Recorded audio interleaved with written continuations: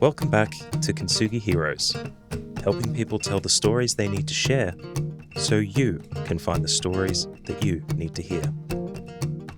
Today we're joined by Jean Moore, a brilliant scholar, former pastor and cultural change specialist whose studies span history, anthropology, theology and human sexuality. With growing up in a fundamentalist Christian home in Texas, Jean knows firsthand the weight of inner conflict. He found the strength to leave the closet and create a career dedicated to dismantling homophobia. Working with military and police internationally, he has helped shift cultures, save lives and open minds. Jean has developed world-leading programs that bring us all out of the closet.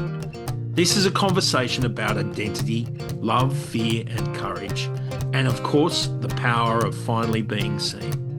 Ladies and gentlemen and listeners, regular listeners to Kintsugi Heroes and those new to us today, as always, when I do a podcast on stories that matter, I usually say how privileged we are to have a person with an incredible story. And today I would try and emphasize that because this is an incredible story, both not just a story of his own journey through challenge and identity, but also a story where his learning has influenced and is now describing policy and potentially huge changes for the world. Jean Moore, welcome to Kintsugi Heroes. Thank you. Great to be here. So, Jean, I need to basically opt out of the incredible long list of qualifications you have, and I'll ask you to tell the listeners the list we described, right, which includes undergraduate, graduate, master's degrees, and other studies. Can I ask you, what are you qualified in, Jean?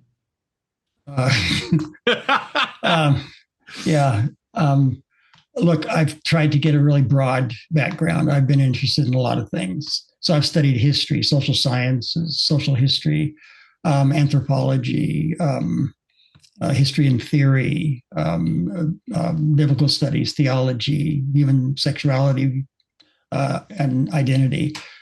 So I've tried to get an eclectic background because it's a big world and I like to understand a little bit about everything and not much about anything.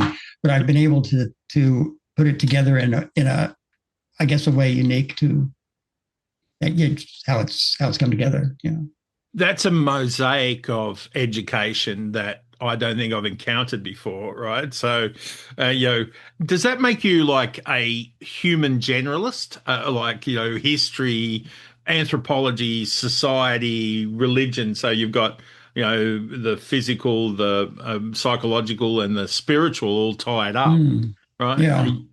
Yeah. And I'm also, I'm an amateur when it comes to cosmology, and the universe fascinates me, and so does neuroscience. And putting everything together. I think it was, I can't remember the humorist who said, everybody's ignorant just about different stuff. Yeah. And so I have no problem not knowing. Yeah. I've tried to just put together a bunch of stuff that seems to have resulted in a particular ability to bring ideas together in a unique way and help people see that really quickly. Yeah, that's awesome.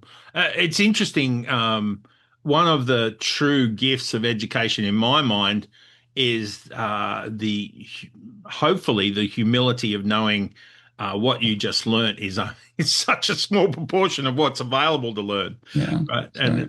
Yeah, so I feel like education is designed to create a level of humility about what we know. Right. That's right. I've often said that to students. If you want to just realize how much you don't know, walk into a big university library and look around and ask, how many of these have I read, and of those, how many do I actually remember anything? Yeah. And we don't know much. No. Yeah. Which is a great way to approach a story, right? So I don't know as much as I would like to know about your story. Jean, where did you start? Where was little Jean? Little Jean was where does born the in story begin? Little Jean was born in Odessa, Texas, in a small West Texas town to a dad who worked for Halliburton, the big oil conglomerate. Oh wow, yeah. Dick Cheney was the president before he became vice president of the U.S. My dad, when he retired, he was number 8 in seniority because he'd been there forever. Wow. And so I was born in West Texas, raised in California, schooled somewhat in Chicago, but also in California. Yeah. Resident of Hawaii. So that's where I've lived in the state. A geographic mosaic as well.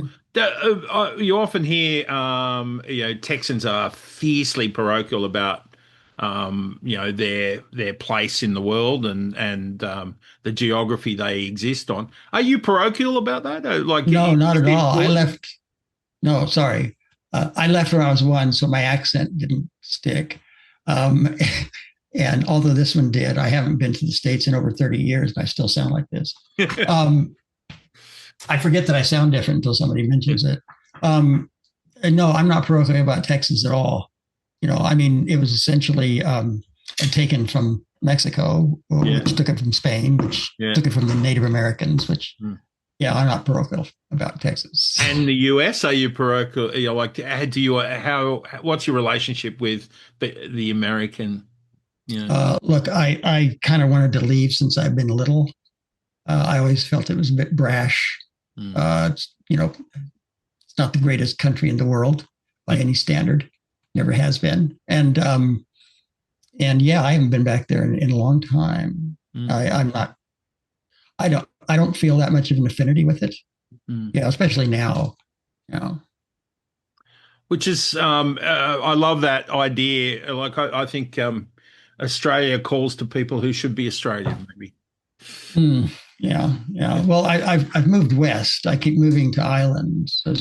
So I went from America to the South Pacific Islands, and then I went to North Pacific Islands, and then I went to New Zealand, and now I'm here. So I keep going to bigger islands westward. So you'll end up on Madagascar with the. Well, no, I hope this is my last. I'm in my 70s now, so I hope this is my last. I don't want to move anymore. Interesting. The upbringing in America can, give you a lot of perspective. What was the most important thing as you developed your own understanding of your place in the world as a kid? Well, I grew up with, I grew up on a Halliburton property. We lived in a company house in Southern California. So I grew up in the middle of oil derricks, and had the run of the entire Halliburton place. I was an independent kid in those days. You could be 6 years old and take your bike as far away as you wanted. I knew how to handle a gun when I was a kid. And I was just raised to be independent and take care of myself. And I had a father who was a most lovely man who cared about everyone. And I was really lucky in that. But I was raised in a very conservative, fundamentalist Christian home. My dad wasn't, but my mom was, but he went along with it. Yeah. And so I was instilled with this really fundamentalist Christian viewpoint of reality, which had a huge impact on me, and especially in coming to terms with my sexuality. So did you, questioning around the culture of the home and your own, internal messages, right? How did you resolve that? Was that a conflict that was waiting to burst out, or was that something you sort of managed? No, I didn't manage it at all. I kind of drifted away from Christianity a bit when I was in high school. But then I got caught up in the Jesus movement, the Jesus revolution in the early 70s, simply because I got transferred. I was working in a Safeway and got transferred to one where somebody invited me to a Calvary Chapel. And, it was the center of this Jesus revolution that was going on. And so to make a long story short, I ended up going back to Chicago to study at the Moody Bible Institute to become a pastor. in those days, sexual identity. I mean, I denied. Yeah. I denied what I was feeling. I tried to understand it, but I couldn't. So I was kind of lost in regards to that, and saw it simply as a kind of a sinful desire that would go away. Yeah. So you threw like the Bible at it, right? Like you're immersed in the studies of the Bible, expecting what, to be cured or to fight? Well, see, yeah, cured of something that didn't exist, of a disease that didn't exist. Yeah. But it wasn't seen as this thing you were. It was just seen as a sinful desire, like wanting to steal something. Yeah. It was, So if you pray and you read the Bible, it'll go away. Yeah. And then because of a series of events, I did what I was supposed to do. I took the advice of a mentor, and I proposed marriage, and I got married in my last year at Moody, and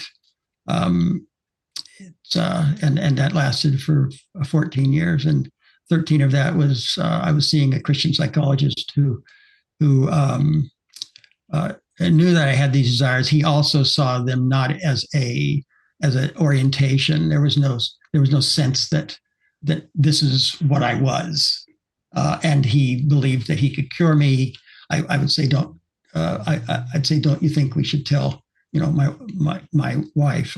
He kept saying, no, we'll cure you. It'll just bother her. And so I kept waiting for it to happen. And he had me do stupid things. He had me put a rubber band on my wrist, and every time I walked down the street and saw a hot guy, and that was going to make me want to giving have up sex with women. smoking and giving up your identity as a gay person, right? Is like the same process, right? So. Yeah, but see, to have an identity requires that you accept that this thing is you.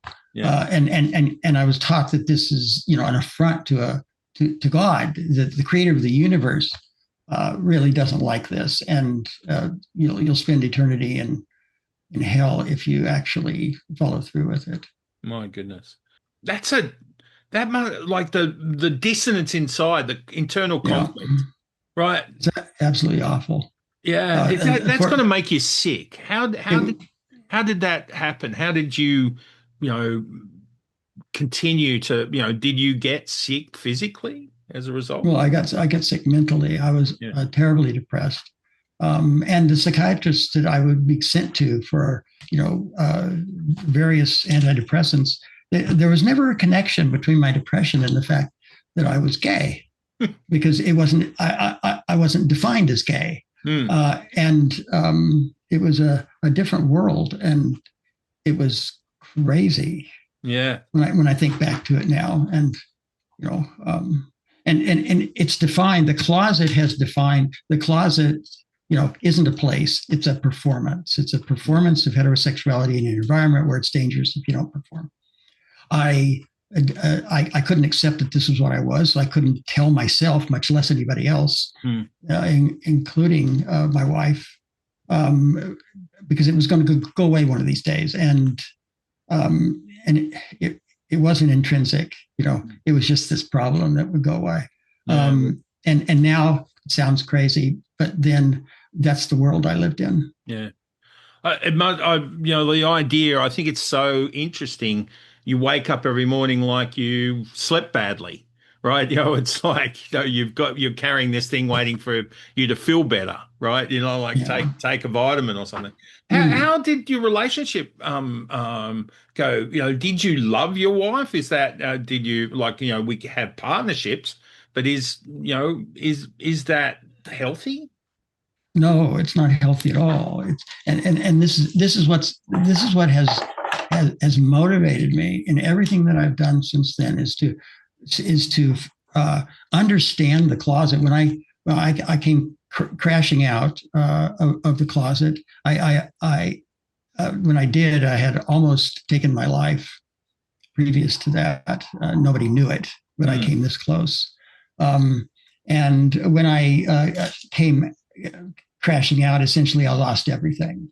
And I was determined from that point to understand what this is. What is the closet? What is it? Why is it?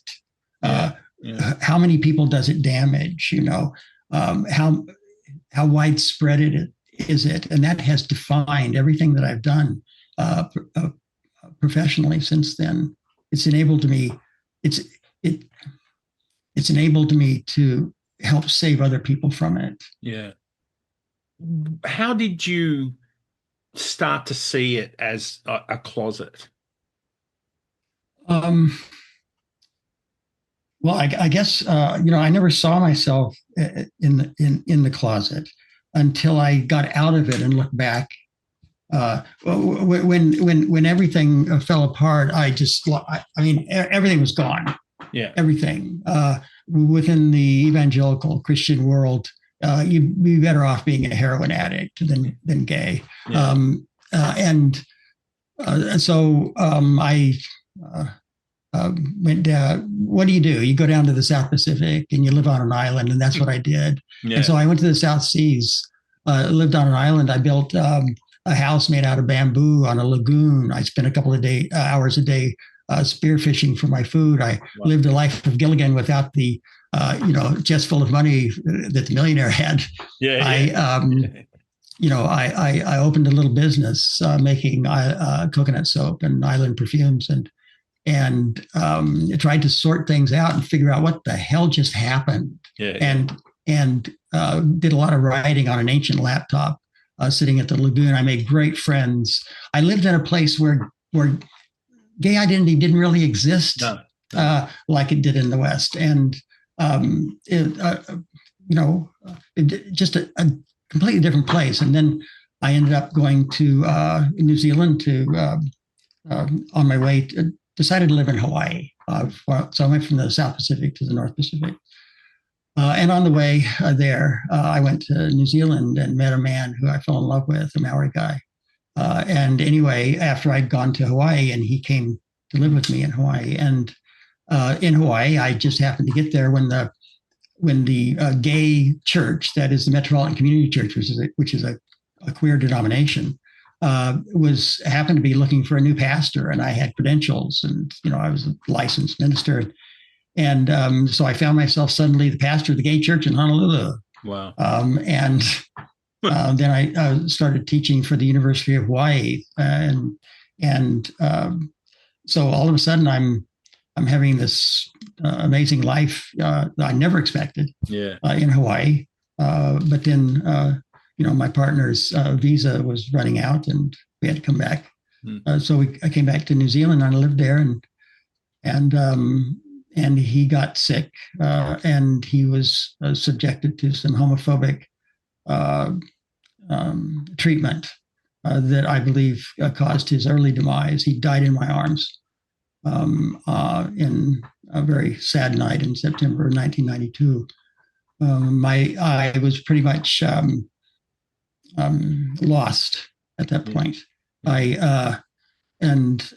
So I opened a little business on an island near Auckland, and then I decided to go back to school and do something with. I wanted to study the closet. I wanted to study gay identity. So I decided in '94 to do that, and so in 1994 I enrolled for a PhD in the history of gay identity. And in the middle of that, in 1994, that was actually the year that they passed sexual orientation as part of the Human Rights Act. And so my supervisor calls me to his office. He says, nobody here knows what this means. You do. Why don't you think about, making a business, tell people? So I can't do a PhD and start a consultancy at the same time. So I told him, look, if it doesn't work, okay, I'll try it. If it doesn't work, I'll be back. If it does work, I won't. Well, it worked. and much to my surprise, I ended up in the most homophobic environments in the world because of a mistake made by two officers in the military. I went down to Wellington. I started my company. I went down to Wellington to give a talk at a State Services Commission, kind of workplace equity kind of thing. I was giving it on gays in the workplace, and Army and Navy walked in, EEO officers from Army and Navy walked in, unaware that it was on gay stuff. And then they looked at the thing, they were sitting on their chair, and they said, "Oh my God." They told me later, "How do we get out of here? This has nothing to do with military. What gays?" And but they stayed because they're in full uniform, didn't want to leave because waiting for the break. And then they came up to me afterwards and said that it was the biggest sea change and of really consciousness about something they'd ever experienced. Well, the Navy officer decided to take it to the admiral, and turns out the admiral had wanted to deal with this. There was some resistance among his seniors officers. He thought this would be a good opportunity, and so he wanted to bring me to a senior officers forum. They have once a month for the Navy, but he had resistance, and so considerable resistance. Took him 9 months to convince them to have me come, and this is the admiral. And they finally gave in because Admiral Wilson wasn't going to give up, and so I went down there. But they said, "We're only going to listen to this guy for 45 minutes," and so. They flew me from Auckland to Wellington to talk for 45 minutes. Well, an hour and a half, I'm still talking and nobody shut me up. Wow. And so I'm facing a hostile audience. The only friend I have is the admiral. And also the EEO officer who didn't sit with all the brass because he couldn't, because he wasn't brass. He was only a lieutenant commander. So he's sitting against the 8-inch thick lead walls that we were surrounded by because we were in the top secret briefing room. Not sure why. Maybe didn't want anybody else to know what we were talking about. Let's keep it secret, right? Right. And then there was silence. I stopped talking. And the first one to talk was the only friend I had. It was the admiral. And he said, "Eugene, it sounds like you wanted to feel sorry for these people." And I was just devastated. I felt, okay, I've just blown it. Okay. The only critic the only friend I have is the only critic that's speaking. And I just didn't know what to say because I did want him to feel sorry for us when we lived in the closet, but I didn't want to put it that way. No. And so I didn't have to say anything because the only person in the room who could say anything spoke up. And it was the captain who had been the most opposed, who had led the mutiny, the 9-month respectful mutiny. And he spoke up and he turned to Admiral Wilson. And he said, "Admiral, I'm going to have to disagree with you on this. My mind's been changed. And what's changed is understanding what it would be like to live in the closet." He said, "I couldn't stand to live like that, and I don't expect anybody else in this Navy to either. So let's do something." And at that moment was born the world's first military to attempt to eliminate homophobia in international military. Because at that time, there was only about 10 or 12 militaries in the entire world in 1998 that had ended the official ban. Okay. And their doctrine was, if you're going to let these people come out, you have to not try to eliminate homophobia, because homophobia is if you try to eliminate homophobic attitudes, those are based on beliefs, personal beliefs, religious beliefs. It's going to backfire. You just make it a behavioral mandate. Don't punch gay guys in the nose. You can hate them, but don't punch them. And if you do, then there will be a penalty to pay. And I didn't buy it. And I didn't buy it because I knew the closet. And I knew that attitudes show. And that there's a difference between attitudes and beliefs. And having a strong background within a very fundamentalist belief system, I knew that I could do this. I could change attitudes without changing beliefs. And so I flipped the paradigm. I had complete freedom to do it. Because it was understanding the closet that brought the captain around. And once the captain came around, everybody else in the room came around. And so I was given complete freedom within the NZDF to institute this program to eliminate homophobia. And then it spread to the ADF. I went over there and convinced them, and then the New Zealand Police and New Zealand Customs Service. So I had the freedom to do this paradigm shift. right now, like there's 1,000 things that I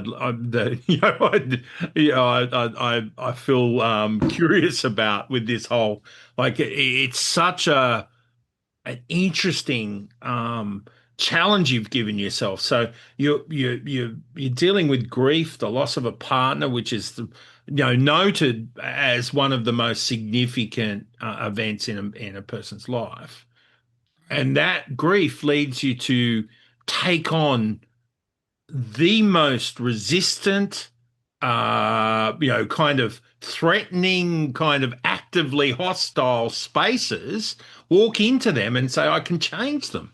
I like that is an extraordinary response to grief.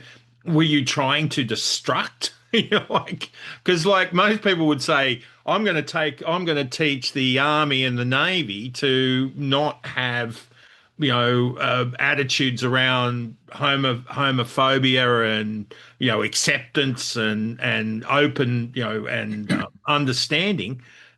That would seem like a suicide mission. Well, my idea was that it's the closet. See, the reason I knew that the old paradigm of let's not change attitudes, let's just put in mandates, penalize for those who break them, and eventually people will get used to the gay people and everything will be fine. Yeah. But I knew that the problem with that was that the closet, that nobody's going to come out just because an official mandate is, just because an official ban has been ended. The unofficial ban remains, and the unofficial ban is the attitudes, and those will keep people in the closet. Because you may not want to punch. You may want to punch me in the nose. You may not do it, but I'm not going to come out if I'm hated. I'm not going to come out within this organization if you think that I'm this, that, or the other thing. And so I knew that attitudes had to change. Because the closet's the problem. The closet is what was damaging the military. And so what I did was I looked around and I saw how the closet damages the military. If you're in the closet, and you're in the Navy and you're going away for a 6-month deployment, you're the only person on the ship, if you're the only gay person, which is unlikely, but you're the only person on the ship that can't bring your partner. Because when a Navy ship goes away, it's a big deal. All the families come, they say goodbye, they see who you're going to live with and maybe die with. They see where you're going to live. But your partner, if you're a same-sex partner, you can't do that. You're at sea, you get a Dear John letter, your partner's dumped you for somebody else. Well, if you're straight, you can talk to your friends, you can get support, you can talk to a counselor. If you're hiding a partner, you can't do that. Absolutely. There's all sorts of reasons that the closet is bad for the organization. So that was my tack. We got to get rid of the closet because the closet is the problem. And so I took that tack, but then, and that was working really well. And then in 2000, I was coming back from the ADF headquarters in Canberra, coming back through Melbourne, and it just happened into a bookstore where everything changed. Because in 1999, Dr. David Plummer, professor of public health at the University of New England in New South Wales at that time, prolific writer on these, he came out with his really signature book, his book called One of the Boys, Masculinity, Homophobia, and Modern Manhood. And that was a game changer because I just picked it up. I looked at it and oh my God, because his main point was just to encapsulate it was that the process that boys go through in Australia in particular, but other countries as well, from the very earliest age is to be homophobically bullied, but most of the kids that are picked on aren't picked on because they're gay. That's right. They're picked on because they're exhibiting characteristics that have nothing to do with being gay. It's a form of policing their behavior. It's policing their masculinity. It's a masculinity enforcement system. And so, he was looking at this kind of hidden mechanism that male homophobia has. It's not just prejudice against gay people. It's a masculinity enforcement system for guys. Because if you exhibit, for example, academic excellence, you're a fag. You get these labels, these slurs thrown at you. And the problem is that the slurs are the worst thing that can happen to you. They're extremely powerful. What his research found was that the young boys learn from the older boys. They come in at 6 years old. They see this happening. They don't know what it means. They just know that if you get called that, you're going to be isolated. People aren't going to want to be around you because they're going to get called that. You're subjected to possible violence. And most of the adults aren't seeing this because it's going on outside the gates of adult supervision. And this slurring is pervasive within the schools from primary through secondary. And so I realized that there was a chance here to shift the paradigm again, because if this is heard, if homophobic bullying, most of the targets, most of the observers, therefore most of the damage is being done to straight guys because they outnumber the gay guys. Yeah. And the characteristics that are targeted have nothing to do with being gay. Then let's flip the paradigm. Instead of reducing the number of victims of male homophobia, let's increase the number of victims of male homophobia by showing the men directly how they're being victimized by male homophobia. And then you've got fellow victims who, through enlightened self-interest, will become the best allies, because they're the most reliable allies, because they're fellow victims who, through this enlightened self-interest, will fight against a common enemy. And it worked, and it worked miracles. It would take a room full of infantry soldiers, the toughest of the tough, and change them in one session. When you simply show them this, because that was my idea. Why don't we just take this stuff and show it to the men that have been subjected to this? Show them that what they're really experiencing is homophobia, phobia, that they're only doing this stuff. They're only acting this way. They're only being hyper heterosexual, hyper masculine, hyper homophobic in order to protect themselves from homophobia itself, and help them understand that this is what's happening, that the whole thing is operating as this feedback loop that nobody can talk about. See, here's the thing. What Plummer, the genius of Plummer was that he came up with a term called homophobia phobia. Yeah. That guys are taught not to hate or fear male homosexuality. They're taught to fear male homophobia. Yeah. And so the homophobia phobia is the central part of this entire masculinity enforcement mechanism, because it both drives the whole thing and it makes the whole thing invisible. Yeah. Because the homophobia phobia, the fear of being slurred, drives the pressure to perform the hypermasculinity, the hyperheterosexuality, the hyperhomophobia. So it drives the hypers. Each performance of the hyper reinforces the fear in the other guys who are watching, which drives more performances. Yeah. But no one can admit that they're afraid of homophobia and that they're performing in order to prove that they're not gay, because that makes it look like they are. Yeah. Because why would anybody other than a homosexual guy be afraid of homophobia? Yeah. So they can't say that they're afraid of homophobia. No. So homophobia phobia, which drives the whole thing, makes the feedback loop, this mechanism, invisible by making itself unmentionable because of itself. So when I told the men that they were afraid of homophobia, I wasn't telling them something they didn't know. I was telling them something they couldn't say. Yeah, wow. That's like, I love that idea, just to paraphrase what I'm hearing, the idea that we're not, as, Australian men, for instance, right, we're, famously kind of misogynistic and, sort of blokey and kind of rough and judgmental. Right. We're not afraid of the difference. We're afraid of being associated with the difference. Yes, exactly. Right? Exactly. And so we take it out on the difference simply to prove that, that we're not different, right? That's right. Doing the worst we can do, which we don't want to be highlight and oppress the different person. Yes, so we fight, we slur gays not because we hate them or are afraid of them. It's just that they're the appropriate mechanism for proving that we're not, we don't have characteristics that align with them. What this approach does, it's a fellow victim paradigm. Yeah. Because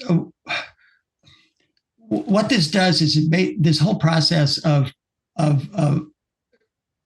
puts straight guys in the same closet that gay guys are in. Yeah. Because when you create a homophobic environment where gay and bi guys have to pretend that they're straight guys have to prove that they're straight because it's exactly the same homophobia, phobia. Yeah. See, that's the thing that the straight world doesn't understand. That especially straight guys, that the more fear that you have, forces more and more gay people, especially gay guys, into the closet. The more chance there is statistically that you're one of them. Yeah.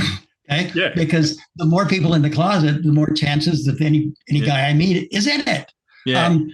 And so if we lived in a world where there was no closet, then straight guys wouldn't have to prove they're not in it. No, that's right. And everybody suffers when they do because, and we don't see the suffering as directly related to male homophobia, but it is. So that when a guy is sexually harassing a woman at work, in order to show everybody how straight he is, and she becomes depressed. She may experience suicidality, depending on the severity of an assault or whatever. Her suicidality, her depression, her problem is never seen to be the result of male homophobia, but it is. It's the first domino, but you can't see it. It's like the stone.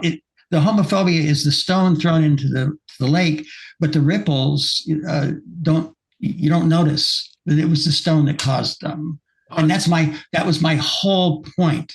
And that's my whole desire, is that people can see that male homophobia is not a queer problem. It is an all of society problem. It ripples out into everywhere. It's so interesting, Gene. Like I'm having that sort of, that captain's epiphany at the moment, right? Because men are basically blamed for not being, for not reaching out with articulating their own needs, emotional or mental health needs. But of course, doing that, the society, everyone wants to change stigma, but the stigma is built in to not showing weakness or not showing characteristics that are assigned as gay, right? So men are choosing to suffer rather than be assigned characteristics that that are homophobic, right? Like the target of homophobia. So it's not it's not like that men are choosing to speak up. The system says no, we can't do that, right? That's right. The closet denies it, right? Yes. See, homophobia is seen as one of the symptoms of toxic masculinity. It's not seen as the enforcer. Yeah. It's the enforcer. And if you miss that, you can go in and you give a talk to a bunch of construction guys. Yeah. Or to a bunch of miners. Yeah. And it's gonna very possibly fall flat because you're not dealing with the enforcer in the room. Yeah. Totally. And again, they can't say what the enforcer is because it's of the homophobia phobia making itself invisible. Well, just being self-aware is evidence of being gay, right? Being articulate, being emotional, being self-aware, being considerate of others, right? All of those kind of out of the box concepts, right? So the man box itself, right, is a form of closet. It is the closet. Yeah, the man box is the closet. Yeah. It's where it's a performance. Remember, the closet isn't a place; it's a performance. The man box is a performance. What I did was I took Plummer's Plummer's genius on this, and I applied it, and I looked at the military organization, the police organization. How does it work? How does it operate? All you have to do is look at the ADF Skyping scandal in 2011. I don't know if you remember it. Where a cadet was having sex with a female cadet in his room. but see, it's not good enough to be heterosexual. You got to be publicly heterosexual. So he Skypes it to the guys in the next room, which was horrible and devastating to her, caused this whole big scandal, which opened up all this other stuff that was going on, which is exactly the kind of stuff that guys do in order to avoid being slurred. You got to have public, sexual harassment. You got to show it. And, I may not even, I may, if I'm on a ship, for example, and I do something inappropriate to one of the females on the ship and I get in trouble for it. Well, that's not such a bad thing because now everybody's going to know how straight I am. Yeah. And so, in collusion, the system in collusion with that means that most of those offences aren't heavily dealt with punishment-wise anyway, right? So often there's a systemic sort of, quiet justification for it, right? So on that thought, so at the moment, right, say in schools we have, and with AI, we have this very, challenging problem where young men and boys are using AI to denigrate or to sexualize the girls they have around them at school, right? And I'm suddenly seeing that as a kind of accessible form. They don't even have to be with that girl to demonstrate the behaviours that prove they're not That's right. homosexuals. That's right. Now the guys are policing themselves and they're policing each other. Yeah. But it before social media, they had to do it on the schoolyard. Yeah. They had to do it at lunch and recess and on the way to school and during sports and stuff. Yeah. Now now the guys that are enforcing each other are in each other's pockets, and they're 24/7, and it's the manosphere, and it's all these. It's the same things happening. It's just on a huge scale now. Yeah. Where this is happening, and this, it's the same dynamic. The homophobia within the manosphere is not just one of the symptoms; it's the driver. It's the enforcement mechanism, and that's what if that's missing, you're not gonna get anybody to change because the enforcement is still going on. Yeah. And the enforcement mechanism is to be called something that completely emasculates you. Plummer calls it the hegemonemesis. It's hard to pronounce, but the slur, the fag, for example, is the traitor to masculinity. It's the nemesis of hegemonic masculinity, and you want to avoid that at all costs. And so that's why you perform the hypers. It's God. I could tell you so many examples that I could see when I was working in military and police. I had one guy on a ship that would purposely, walk past the dangerous part. He would walk through a dangerous part of the ship, which is really close to the whirling radar, which is painted. You don't go in there, but he would go in there on purpose to be seen, to be taking risks. This has implications. This is why the police realize this isn't a gay issue. Male homophobia is not a gay issue. It's driving all of these behaviors that we haven't seen. Yeah. And so when they realize that, a completely different view of this, Such a massive opportunity taking, what is really, an explanation for so much that's been unexplainable for so long, right? Exactly. And using that in ways that the community has been crying out for. How do we, normalize, emotional, awareness in men, or how do we remove stigma from certain aspects of life, right? With you having the secret for this, right, or having unlocked something, what do you want to do with it? How do you want to play this next section? Well, I want people to know I was in a really lucky place. Okay, I was in a perfect opportunity. I had the freedom to do anything I wanted within military and police. Yeah, and I was able to find And I had to work with this and figure out the best things to say, how to say it, when to say it, who to say it to. And what I was in a situation where I could test how to do this. Mm-hmm. And so, and I realized that the easiest way is just to tell the men what's going on with all the men who are performing in the same environment, all of them learning the game. See, they've been playing the rules, but they haven't known what the game was. Yeah. By explaining the game to them, the game was up, because as soon as you show this to them, the performances don't work anymore. For example, what used to be a performance of my masculinity is now a performance of my insecurity. And the enemy flipped.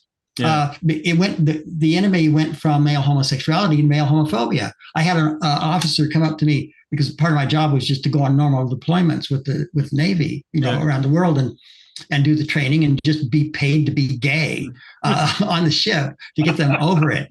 I would do all sorts of jobs on the ship and just work with the men. It must have been an interesting job description on Seek, right? That one? Yeah. Yeah. I had one admiral, I won't mention which admiral it was, made a joke once. And he said, in the company of others, he said, we pay Eugene to take showers with the guys to get them over their fear of dropping the soap. It was a unique situation I was in. And what I found was that when you have all the men who are playing the game, that's when the magic happens, because that's when the Dracula effect takes place. When you shine light on the mechanism, it loses its power. The enemy flips from male homosexuality to male homophobia. The hypers don't work anymore. The performances become counterproductive, and the permission cascades, because what we found was, just like in that first thing that I did for the Senior Officers Forum in the Navy, once the most hyper men change, everybody else has permission. I had a group of really tough soldiers. I won't say which group, but incredibly hypermasculine soldiers, who used homophobic labels to motivate people, and who just transformed in one session, because once they understood the game doesn't work anymore, and they felt an incredible sense of relief. I had an officer come up to me on a Navy ship, and after a training session, and he said, when you came onto the ship, I didn't understand what the hell why. But he says, now I understand. He says, you and I are afraid of the same thing. We're both afraid of homophobia. We're on the same team. Yeah. Exactly. And that was a huge, one session. It's all it took, for this transformation to take place. And this works. It works over and over and over again. And once the game is up, that's when they start sharing all of the absurdities of the game. I various things that are just sound stupid that they would do in order to make sure they didn't get slurred.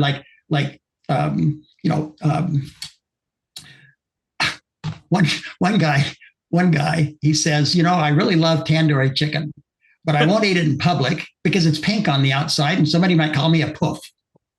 Jeez. And the whole room erupts into laughter, but they're not laughing at him. They're laughing at the absurdity of the mechanism. Yeah. And so it lost all of its power except to cause people to laugh. Yeah. I had a guy say, I always buy pink cigarette lighters because I know my mates won't steal it. Wow.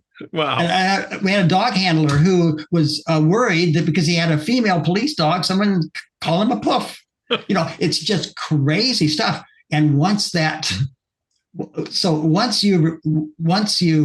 reveal all this, that's when the magic happens. So, you've tested this in some of the most hostile proving grounds, right? I can't imagine it being much harder to get a program on changing homophobia as a culture than the military and the police, first responders. Where else do you see this being revelatory?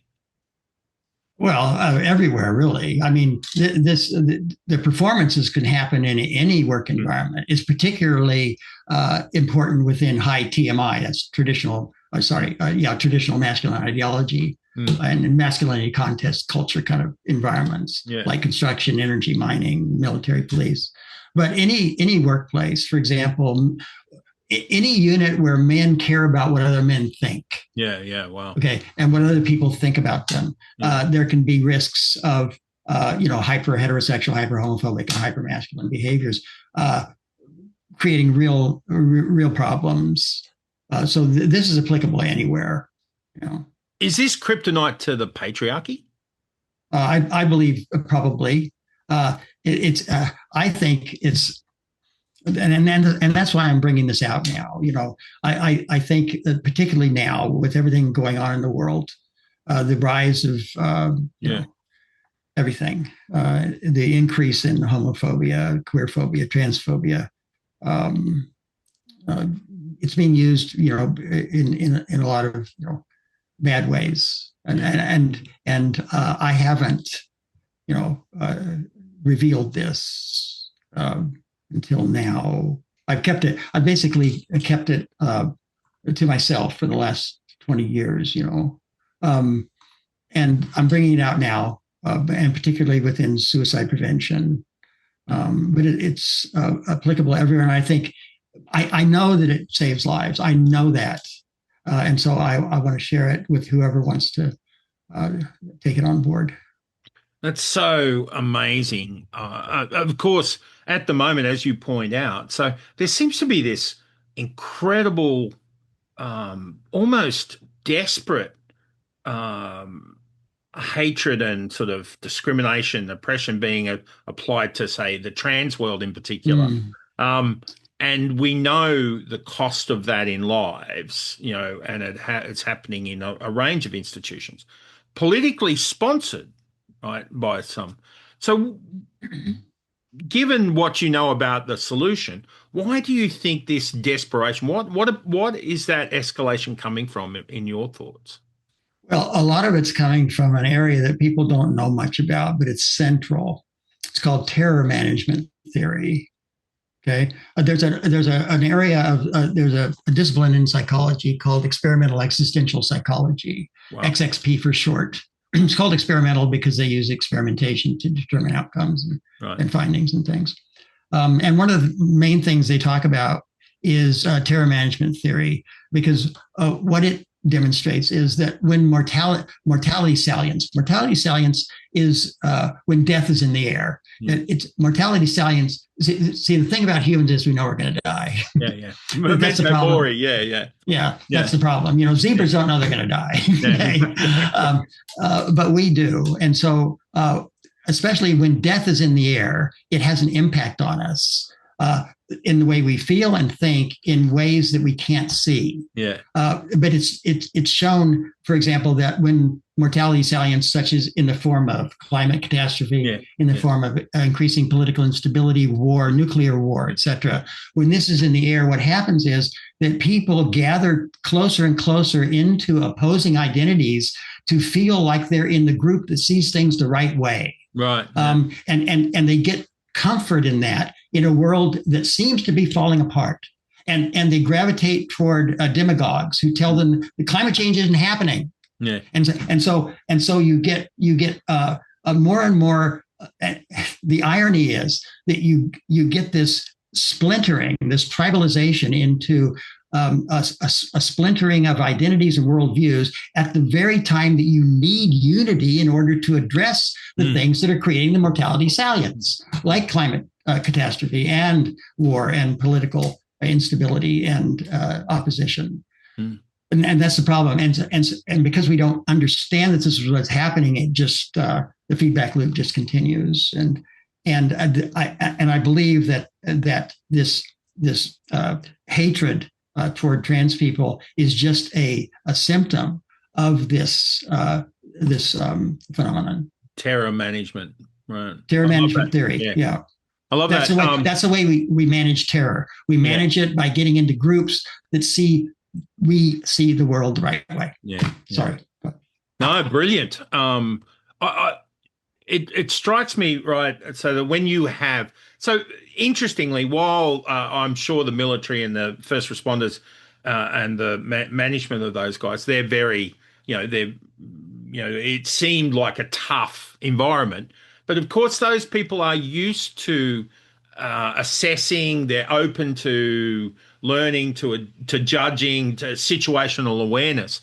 So in some ways, they were probably a rich audience to work with because they were prepared to listen to ideas in some way to because efficiency was their goal or outcomes were their goal. Yeah, look, the benefit of having been able to be uniquely placed in these environments where they have to be strategic. If you're going to fight a war or you're going to fight crime, you've got to be able to do it in a really rational way. See how things are changing around you. When you're fighting a war, nothing stays the same, and you have to have contingency plans, you have to be really, really rational. And so my approach was to give them a rational viewpoint of this. It wasn't, as some of them were afraid it was going to be nice to the PUFTA training. Yeah. It was showing them how they needed to use the same rationality that they would use to fight a war. Yeah. To deal with something like sexual orientation and gender identity. And so I thought they were actually easier to deal with because of this. Because when they could see it, just like the captain who started everything, when he could see it, he could see that this was impacting on operations. Yeah. He could also see, I mean, when he said to the admiral, I couldn't stand to live like that in the closet. Yeah. That was an indirect reference to suicide. I couldn't stand to live like that. And he realized, that this is going to have a huge impact on morale, order, and discipline, operational effectiveness. So it wasn't just empathy for another human being living in that. It was also a realization that this is something we need to take care of because it's a rational thing we need to do. Yeah, absolutely. Yeah, it's not because like in the U.S. military, they're painting the inclusion of transgender and by extension gay people as some kind of a DEI issue. It's not. It's not. It's operational effectiveness. It has nothing to do with ideology and stuff. It has to do with dealing with reality. Yeah. I love that term, operational effectiveness. That is the solution. That is a suicide prevention element, right? We're going upstream to the point of operational effectiveness because there's real ROI on this. Working on the emotional and the cultural will actually return the operational outcomes, right? That's right. Right. Fabulous. And it just makes everything. It's all encapsulated. One day we in the words of a captain. We had just come back from a deployment. We were coming alongside in Devonport, and he and I were standing on the bridge. And he looked at me and he said, "Eugene, a sense of calm has come over the ship I've never experienced before." Wow. Once you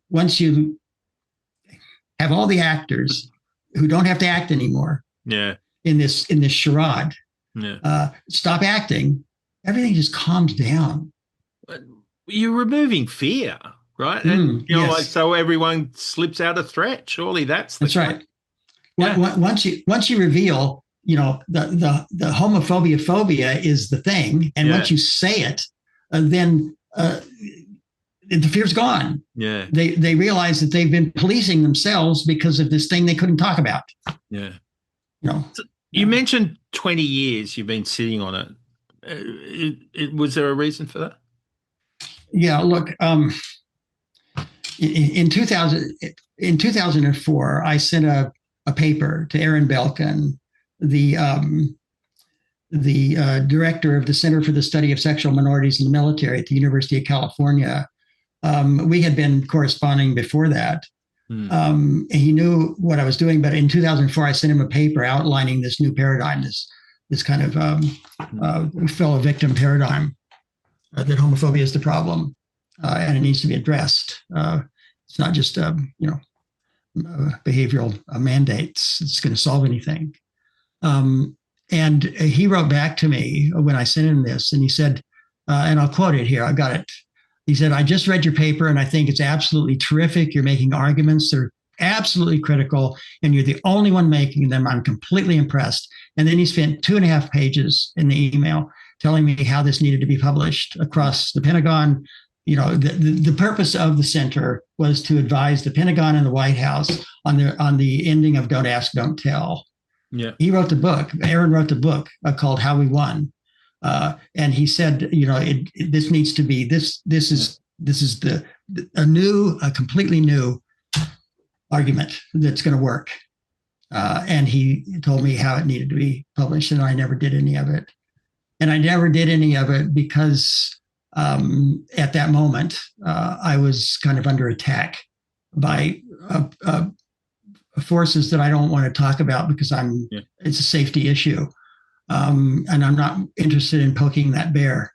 No. And for 20 years, I've been silent on this potion that I know works, and I can't anymore. I can't be.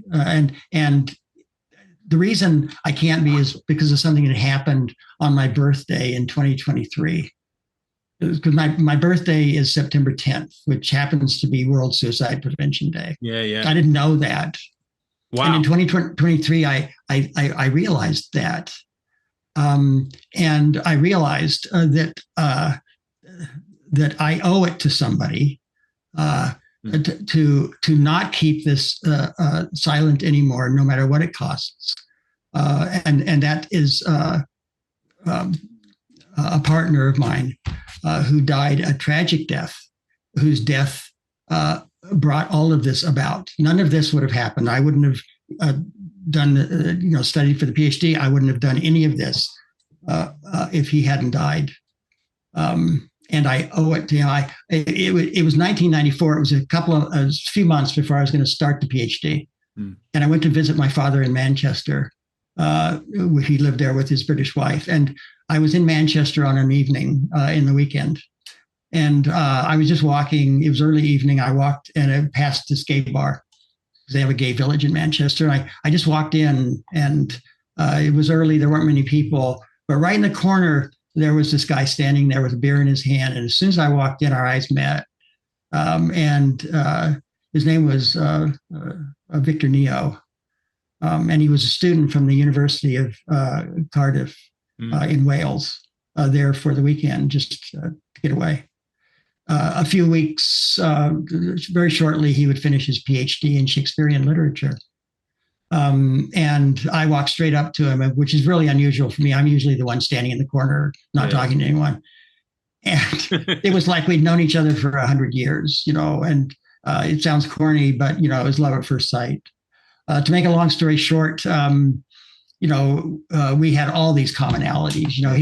He's finishing his PhD in Shakespeare. He was going to go back to Singapore and resume his teaching career. I had been an assistant professor of history, and we had all these commonalities. He was 36, I was 41. And we saw each other for a few times until we were having a dinner one evening in Manchester just before Easter in 1994.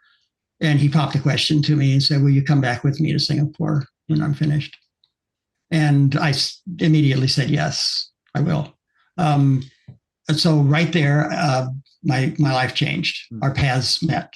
And I knew he was right. We won't. He said to me, we won't know unless we try. Yeah. And I said, okay, yeah, I will. And so he said, I'd like you to come back with me now. But I promised my friend that I'll go to Amsterdam for Easter break, and I don't want to disappoint him. And we kissed goodbye in Manchester, and I never saw him again. He went to Amsterdam. I was going to, he was coming back on Easter Monday. I was going to go to Cardiff on Tuesday. Wow. And I'd stay with him until we went to Singapore. But on the way back from Amsterdam to Cardiff, he was on a KLM flight for a 3-3, a twin engine prop, city hopper. Yeah. And somewhere over the North Sea, the oil gauge warning light started to flash.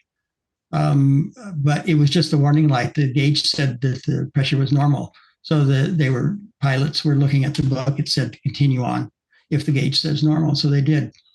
But the pilot did something he wasn't supposed to do, and he pulled back the throttle to flight idle on the right-hand engine. So the propeller is twirling, but there's no power. Mm. And they had to get over a cloud bank. And when they tried to get over a cloud bank, they couldn't. And not realizing that the reason was, that he'd done this. So he decided to go back to Amsterdam. And when they came back to Amsterdam, turned around over the North Sea, went back to Amsterdam, was coming in too slow. And so they decided they needed to do a go around, power up, come back and do another landing. But when they powered up, they didn't compensate for the fact that the right engine wasn't powering. Mm-hmm. It was only the left engine, which caused a catastrophic bank to the right.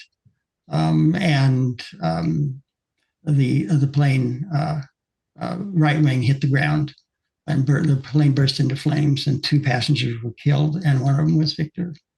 My goodness. And I didn't know about it until the next day. That day, I think it was the evening, I walked down to the corner shop from my dad's house in Manchester, and there was a newspaper with a color picture of a plane in flames with the headline that said, flight from Amsterdam to Cardiff, 2 passengers killed. And I knew it, John, I knew it. There was, I knew I was going to see his name.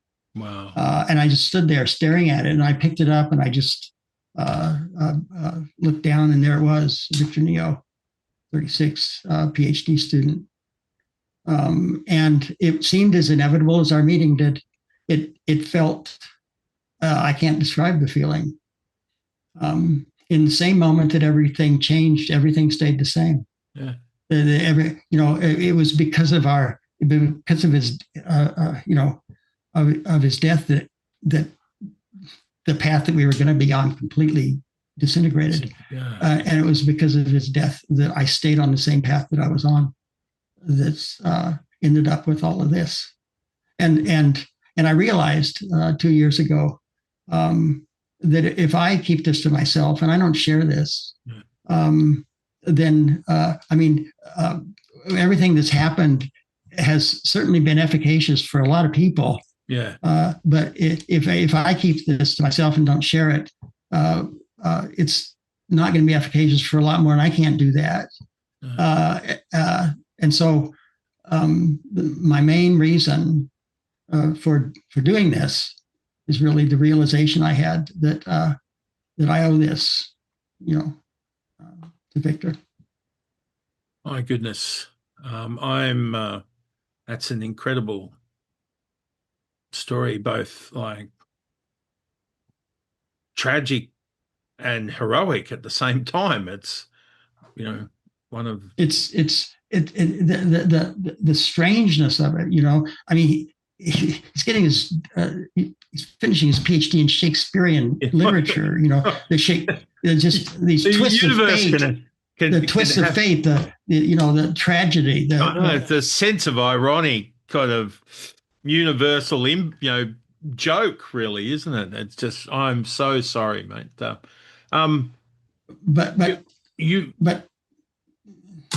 so it's really hard to lose something so precious, and at the same time have it turn into something so amazing. Yeah. And the partner I'm with now that I wouldn't know otherwise. The family I have, that I've had for decades now. So I guess I don't know what to say right now. No. You've said it. Thank you for sharing that. It's I find at that moment, I find such inspiration from the tragedy in your life, which is manifested in your mission, and your mission is now potentially tragedy averting for so many families who are lose men at a way too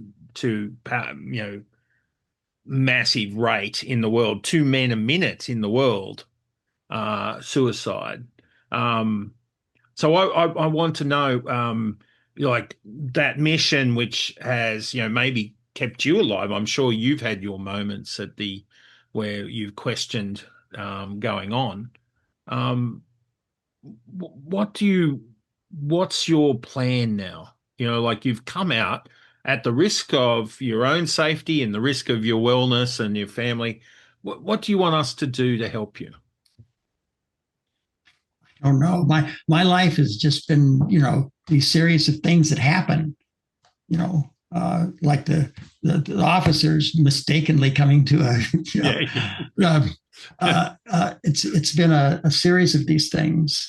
So I don't know what's going to happen. I just when I told this story at the men's conference, in Brisbane, where you and I met, that was really the first time I've said this publicly. And I don't know what's going to happen. I don't know where it's going to go. I don't know. I just know that this thing works miracles with guys, and I don't know. I just don't know, John. I have no idea. If you had asked me, well, you know how it is. Yeah. You look back and you can't believe it. Things have happened. You certainly didn't plan on them, and. Yeah. As the Apple guy, what's his name? Tim Apple or Steve Jobs? Yeah, Steve Jobs said, you can't connect the dots of your life until you look back, because you have no idea where this dot's going to go. Yeah, wow. And you look back and you see it, and there's no way on God's green earth that you could possibly have, figured out what was going to happen. So I don't know what's going to happen. All I know is I'm saying this. I'm saying it in public for the first time.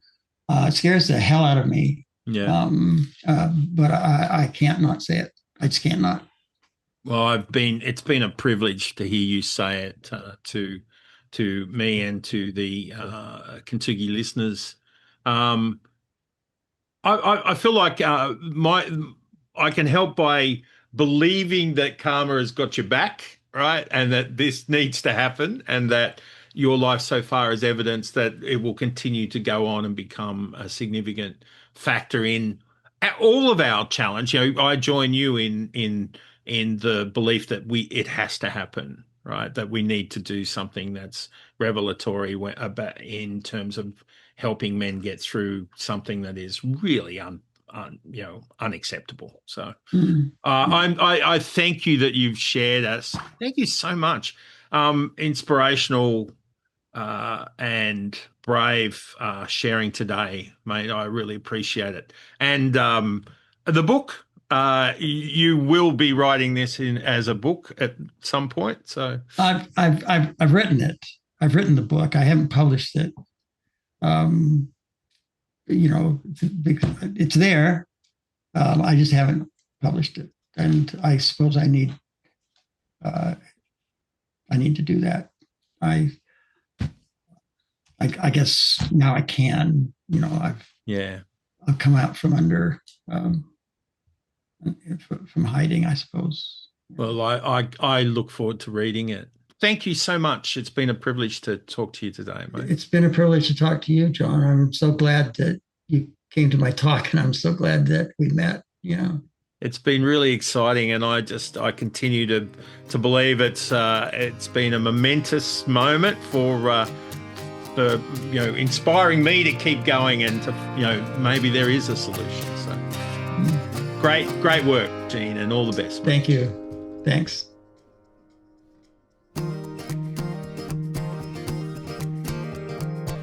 Thank you for listening to this episode of Kintsugi Heroes. Thank you to Colin Lilly for permission to use Broken as our theme music for this series. If you enjoyed this conversation, share the podcast with a friend and let us know by leaving a rating and review on Apple Podcasts, Spotify, or wherever you get your podcasts. If you'd like to support Kintsugi Heroes and the stories we share, head to kintsugiheroes.com.au and follow the instructions to make a tax-deductible donation. Thank you for listening, and we'll see you next time.